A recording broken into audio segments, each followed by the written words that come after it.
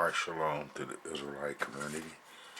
I want to show you Israelites something, man. I just pray that everybody get a little understanding of what the people are trying to do to hold on to our heritage and how they're ultimately slick.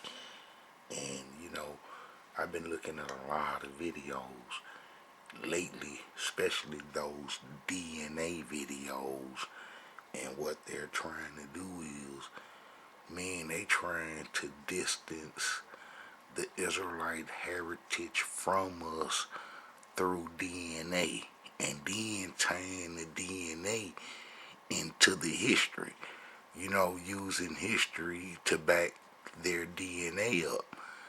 And man, it's a con game. I got a video showing how DNA is a con game because they don't have our father Israel bones or his son bones to determine who an Israelite is, and how that they'll go use their Amorite bones, the Amorite bones that's been in the promised land forever, and they use those and hold those up because the Amorite bones, the Amorites were Semitic, meaning that they were a mixture of a lot of different little ethnic groups. And, when they hold their DNA up, they can try to include everybody except us Israelites, because we wasn't supposed to mix with them, even though some Israelites did, but it was such on a small level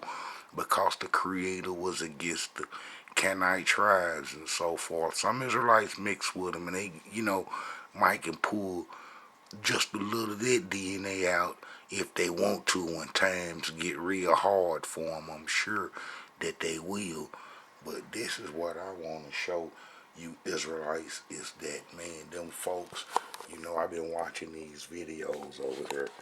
I've been watching these videos, and, man, a lot of these videos, they try to deal with DNA and so forth, and then they try to establish the Israelite heritage, or who a Israelite, through DNA, and I'm trying to tell you that that's real deceptive, especially this one and a few other ones. I just finished watching one, and then where they say that the greatest concentration of ancient Israelite DNA, they gonna try to say that is in Mesopotamia, in Iraq, and that they got 82% Israelite DNA. Now, I'm wondering how in the world did they, come to that conclusion.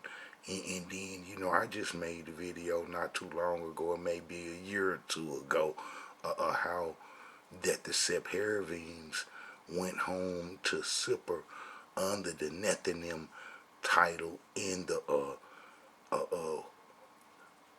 when we come home from Babylon, or when we was taken to Babylon during the Babylonian War era, that the Sephardims, who was placed in our land in 722 BCE, went home to Babylon, and they was already from Sipper, or Babylon, and matter of fact, they was Amorites, and they controlled the whole Mesopotamia area.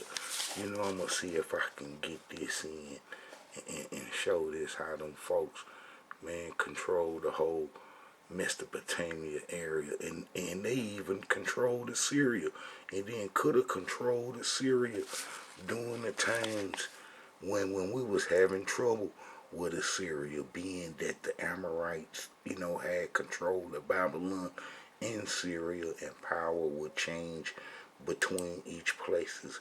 But look at this right here. Look, you see what this is. Look, various Amorite states: Yamhad, Qatna, Mari, look, Babylon, and Assyria. So they would hold Assyria too, and then I can show the Assyrian king list. Man, the Assyrian king list where Amorites was in control of Assyria. Now, remember the Amorites are Semitic and they were mixed with other ethnic groups and would presumably lose their Amorite identity when they merge in with other peoples, but they would have the same agenda and still be the same people. They would still be the same people. They would still be the same people.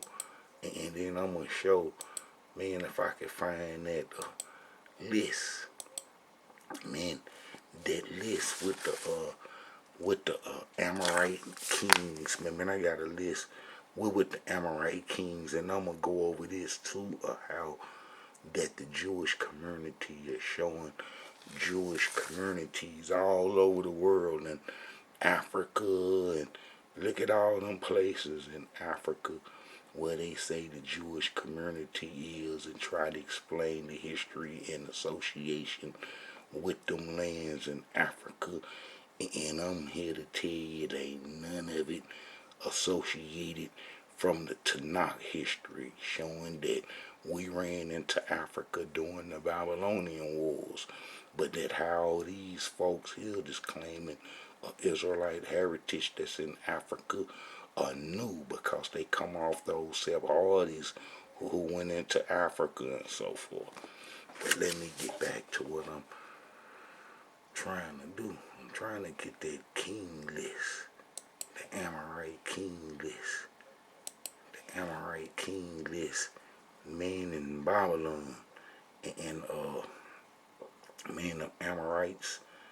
You know what I'm saying? Man, they had control of Babylon and Mesopotamia and the land of so-called Canaan, you know what I'm saying, where we were, you know what I'm saying, them Amorites had control of all of this right here. All of this right here was in Amorites land. In Saudi Arabia too, they even got the Amorites coming from Saudi Arabia. And the reason that I'm speaking so much about the Amorites, because those are the Sephardics who was placed in our land from Sipper, and also who had been in our land and got in our heritage during Exodus under Joshua, under Prophet Joshua, when he didn't destroy the Gabonites. The Gabonites were Amorites, and then we gave them, we made them keepers of our temple to draw water, fix the wood, bring wood, and servants in our temple, or whatever we built. And because we didn't consult the Creator, and then we, I told them folks, the Gabonites, that, we'll let them live. And after we then found out that they tricked us, we couldn't destroy them because we had used Almighty Yah name. So they had been in our heritage since Exodus. And then them being Amorites already, they gonna have burial places where they folks at. And then getting a hold to our heritage completely during the Babylonian Wars.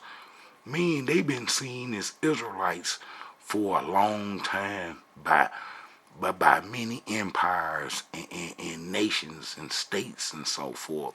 So they've been having the Israelite heritage for a long time that other peoples in the world have seen and understood, and it's all false because those folks are Amorites and they got in our heritage during Exodus, and after we was coming out of Egypt, and then we didn't destroy the Gabonites.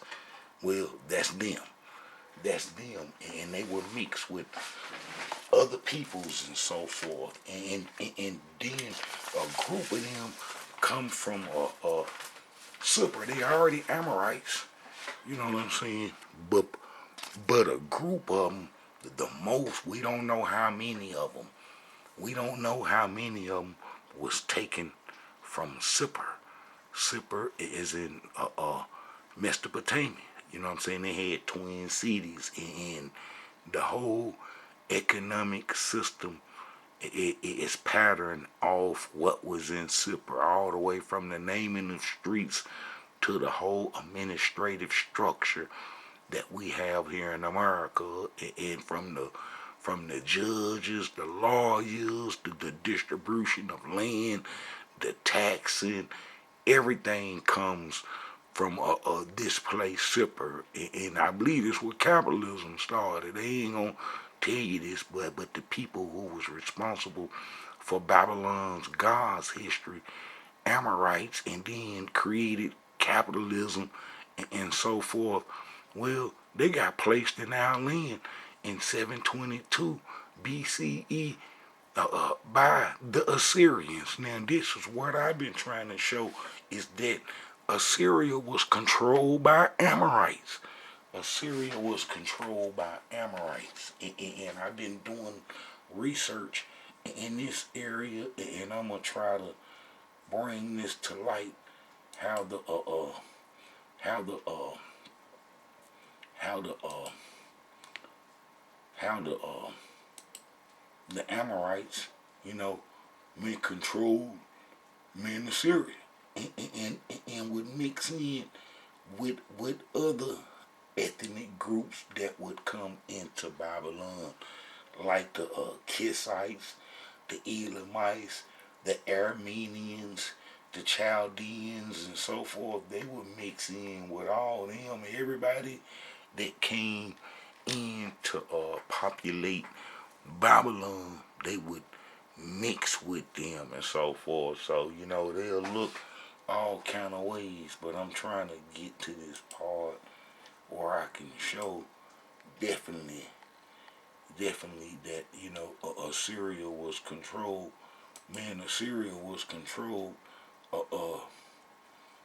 by Amorites. You know what I'm saying? I already showed that Amorites is the founder of Babylon and mostly the states in Mesopotamia. Well, those folks would get our heritage two different ways, man. The ones that was placed in 722 BC and the Gabonites that Joshua faced. You know what I'm saying? And then they would, you know, consolidate our heritage. You know, the scribes from Babylon, who is responsible for Babylon's God's history, combine all the Amorite history, man, into one, and that was dealing with the promised land, and made it seem like that they was Israelites, you know. And then they done already pulled a fast one on us. But look here, look, Amorites over Assyria. Amorites over Assyria, you know, you got a little kings list too.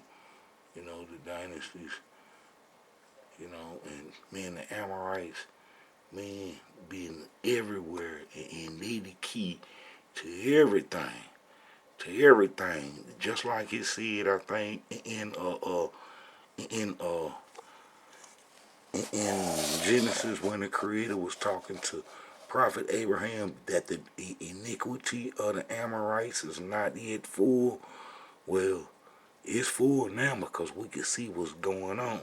You know what I'm saying? Look, that's like this guy right here.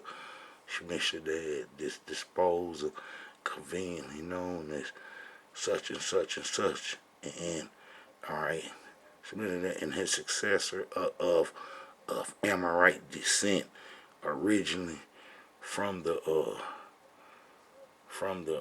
south, a more absolute form of kingship inspired by that of Babylon. See, man, the Amorites, look, all these gonna be Amorites, Amorite kings. And then when you start getting into the kings, they got seeing this, seeing that, seeing this, seeing that all those are Amorites. All those are Amorites, but man, when they got sin on the back of their name, seeing this, seeing that, seeing this, seeing that. You know what I'm saying? Sin. You know, everywhere they name sin, man, them gonna be Amorites. Them gonna be Amorites that done took, man, control of Assyria. And they had control of Assyria, I believe, when they placed their folks in our land in 722 BC, and they tried to keep that on quiet, and how that was a move, a slick move. Now that I done established that the Amorites was in Assyria and controlled Assyria, and the founders of Babylon. Yeah, the Amorites are the founders of Babylon. You know, we know that. We know that too. You know, alright, the kingdom was ruled in ancient Babylon. This kingdom existed. Alright, man, I'm finna show y'all something that you Israelites need to understand in order, man, to get into your heritage. Man, in order to get into your heritage and control it and to have control of it, man, you got to understand the peoples that got control of our heritage now and where they come from. You know, I speak about Ashkenazi, the Scythians all the time. And I go into these Sephardists, man, the Amorites history. But, you know, man, we need to get to understand, man, that these folks, man, is not trying, man, to let our heritage go, and that they trying to really solidify it and keep it. If you looking at these videos with the DNA thing that they trying to use to say that we're not Israelites in a sense, because they using the Amorite DNA. You know, that's like, all right, John 20, Samuel 21, I know about this. All right, about the Amorites. Let's see. All right, Joshua 19, and let's see, we go to Joshua 9. This when we first get tricked by them. Soon as Prophet Moses died, now they using they DNA, man, to say that they Israelites, and that the strongest concentration of that DNA is in Babylon. Now these are the Sephardims, that's Amorites, that's from Babylon, and that how that they, you know, pulling a fast one again on the world. But we woke now. We woke now, and we know, you know, that these folks, you know, been in our heritage for a long time. You know, let me see. All right, the Gibeonites. The Gibeonites tricked us. The Gibeonites tricked us, and we made league with them. The worst thing we ever did. Worst thing we ever did, because we should have consulted the Creator when we come up out of Egypt. And we didn't. And we paid the price, and we paying the price right now because of what our ancestors did long time ago. On the book of Joshua, I'm looking in Judges. I ain't gonna never find it in Judges. Let's get to the book of Joshua. Joshua, and then we go to Joshua, I think 9. Here it is. Here it is. Now look, check